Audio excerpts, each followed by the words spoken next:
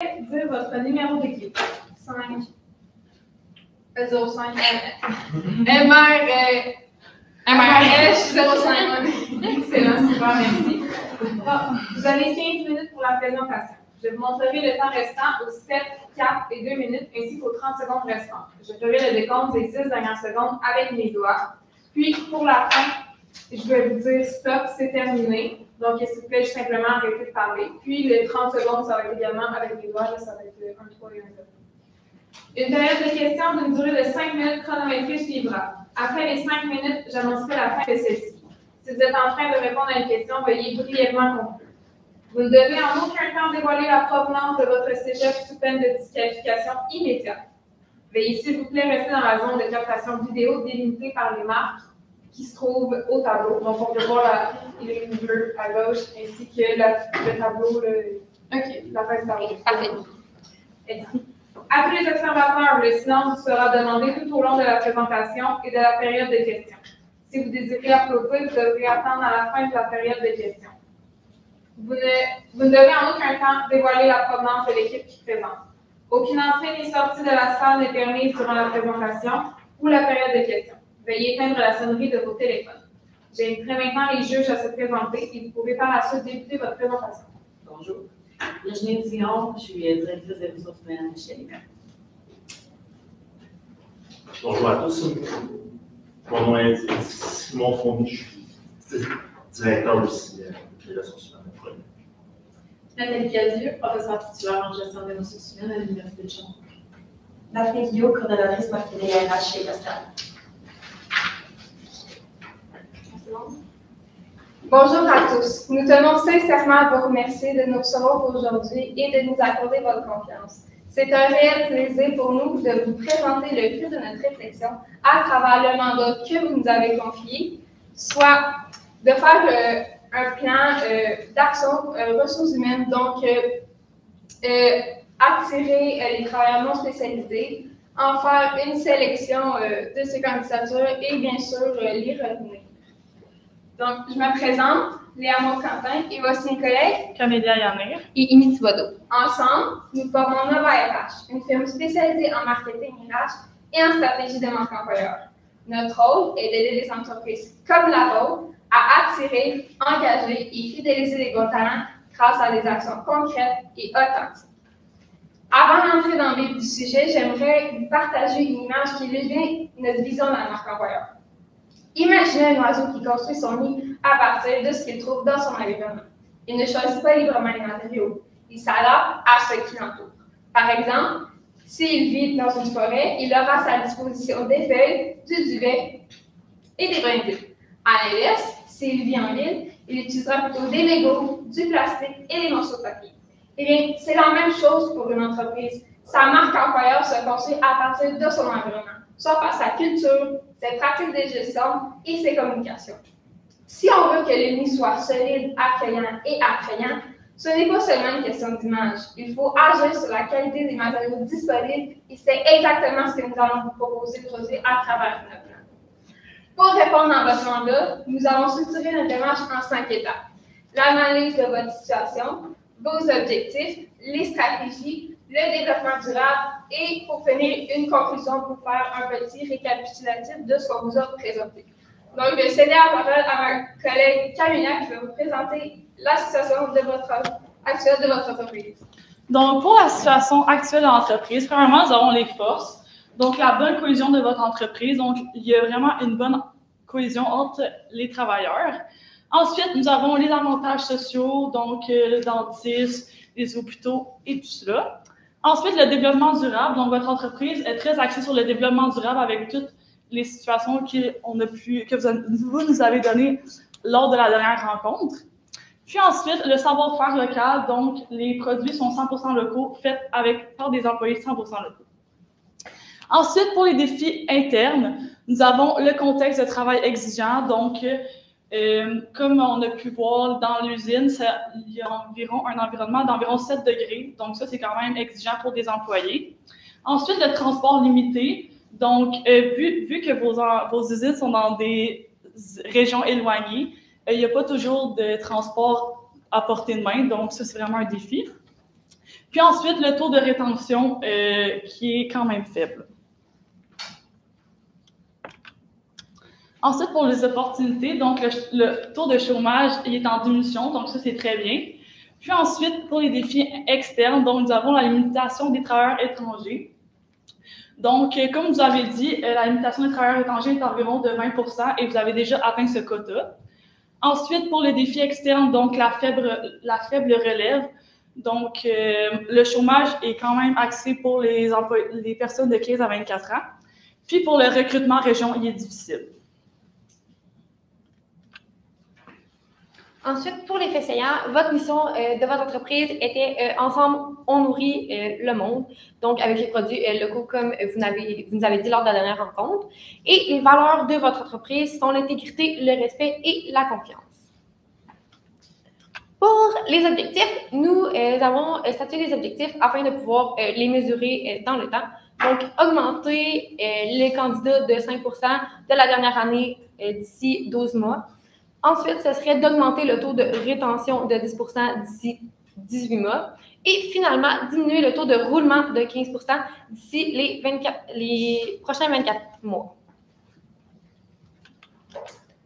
Pour la première stratégie, nous l'avons nommée « Porte-toi volontaire ». Cette stratégie-là serait pour faire l'attraction des travailleurs non spécialisés. Donc, vous vous rendiez dans les écoles secondaires afin de faire connaître votre entreprise et s'il y a des personnes, pas partantes, mais s'il y a des personnes intéressées, vous pourriez leur faire visiter votre usine de fabrication, tout dépendant dans quel secteur vous vous situez. Donc, l'objectif, ce serait que le matin, ce serait d'aller voir des étudiants de 3e secondaire pour leur promouvoir votre projet.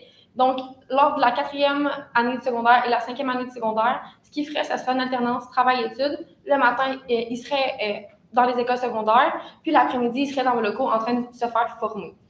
Donc, comme ça, on pourrait les former sur une période de à peu près 2 ans afin qu'ils soient polyvalents dans l'usine. C'est pas mal ça.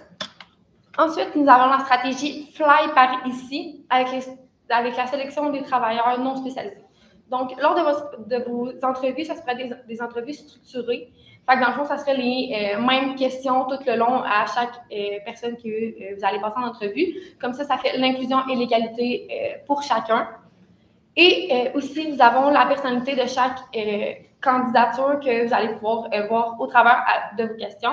Je ne sais pas si vous connaissez le modèle des 6 chapeaux avec les couleurs, soit le vert, le jaune, le noir, le bleu et le mauve.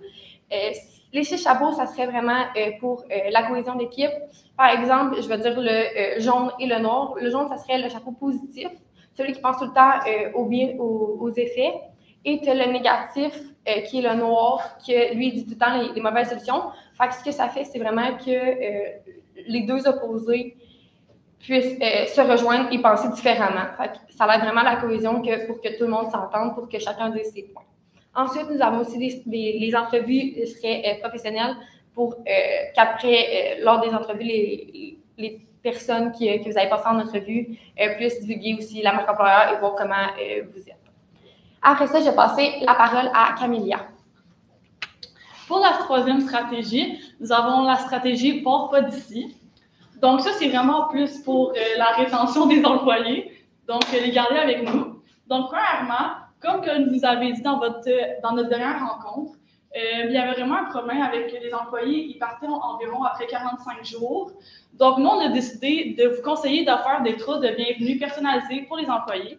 Donc ça, on croit que ça va vraiment les inciter à se sentir comme plus accueillis dans la compagnie, puis se sentir déjà accomplis avec les employés et tout. Ensuite, nous avons les récompenses. Puis, pour les rabais de les filiales, donc, pour le Flamingo, mettons, vous êtes associé avec Flamingo aussi, puis Olivelle, La Fleur aussi. Ensuite, dans le futur, nous allons passer au long terme et non juste en ce moment pour que vous puissiez vraiment évaluer les objectifs. Donc, pour la stratégie « Porte-toi volontaire », ça serait pour évaluer l'augmentation des nombres des candidatures déposées dans le délai de 12 mois.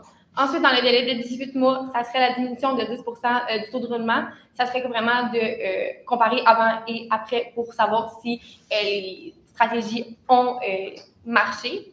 Et pour le 2 ans, ça serait d'augmenter le taux de rétention de 15 pour la stratégie Port pas d'ici, savoir si avant et après, les personnes restent plus ou ça n'a toujours pas amélioré.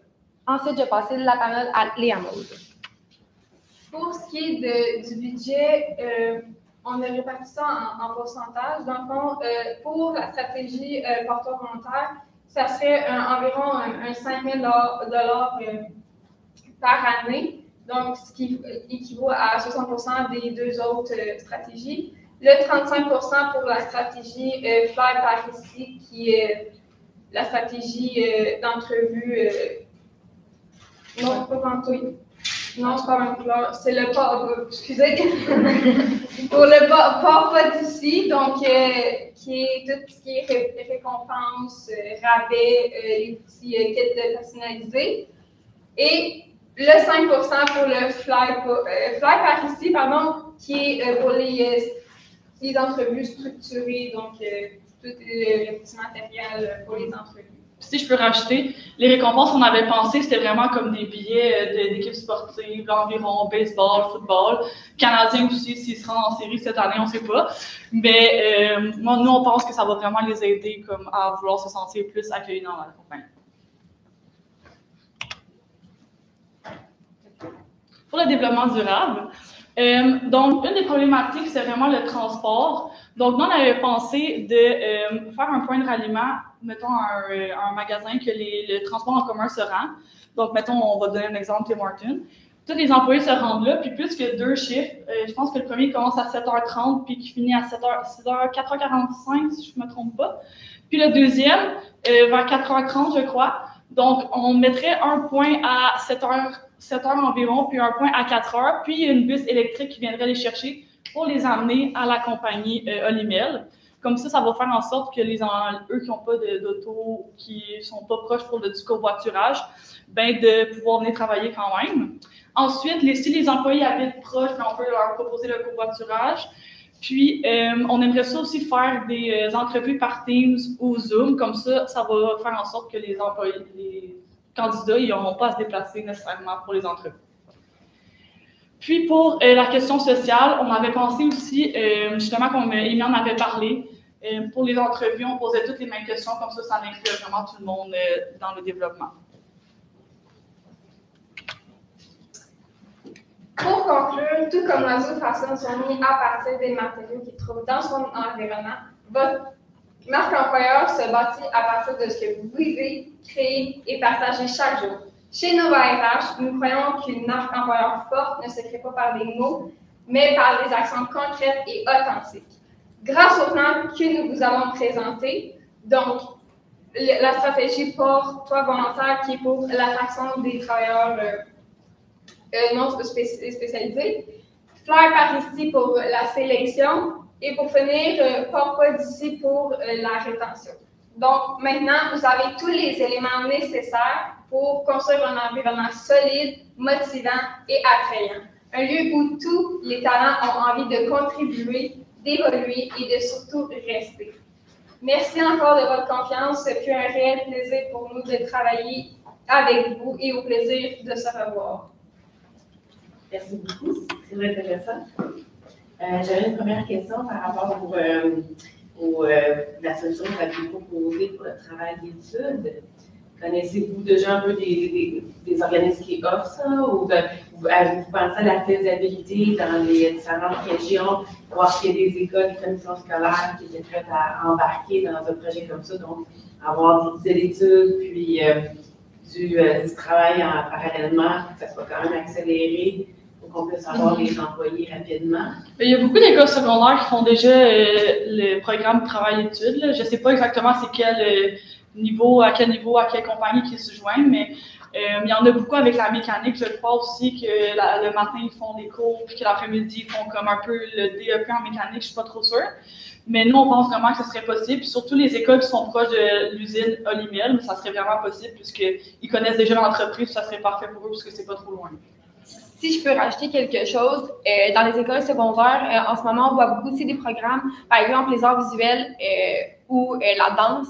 Le matin, ils font l'école et l'après-midi, ils s'en vont vraiment faire la danse. Jusque là, à la place, les étudiants pourraient tout simplement faire leur DEP en même temps ou leur DEP dans la formation puis tout ça, de ce que vous offrez pour en boucherie puis tout ça. Comme ça, ils seraient déjà prêts pour l'avenir va rester plus longtemps.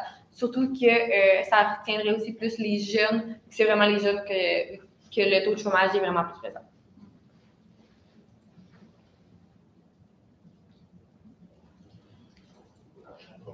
Question, mais je trouvais votre slogan de la troisième intention excellente. Fort petit, là. Parce qu'elle est dans le copyright là-dessus.